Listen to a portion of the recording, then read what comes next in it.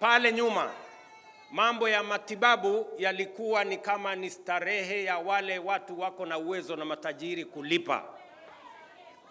Safari hii tumesema vile katiba ya Kenya inavyosema, afya sio starehe tena ya matajiri, sio haki ya wale wako na uwezo na pesa. Afya ni haki ya kila Mkenya, hata yule wa chini. Ijumaa hii tutakuwa tunawalipia wale watu ambao hawana uwezo wa kulipa mambo ya afya. Serikali ya Kenya, vile niliwaeleza, tutaanza kuwalipia kuanzia Ijumaa hii. Ndio kila Mkenya aweze kwenda hospitali, atibiwe, aende nyumbani bila ya kulizwa pesa, aziuze mali yake, aziuze ploti yake, aziuze shamba yake, aziuze ng'ombe yake, aende nyumbani, kwa sababu sote mbele ya katiba ya Kenya sisi wote ni sawa.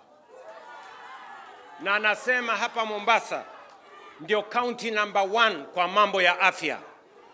Hii Mombasa County, kwa wale wa Kenya milioni 27 waliojisajili, watu wa hapa Mombasa ni karibu 800,000. Nasema pongezi watu wa Mombasa.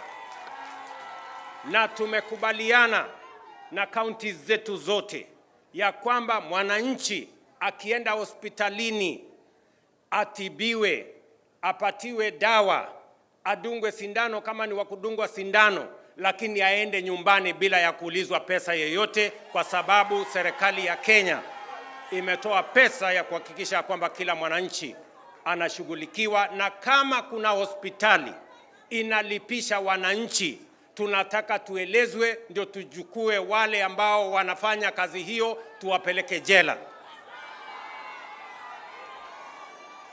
Mombasa ni sawa si sawa bwana?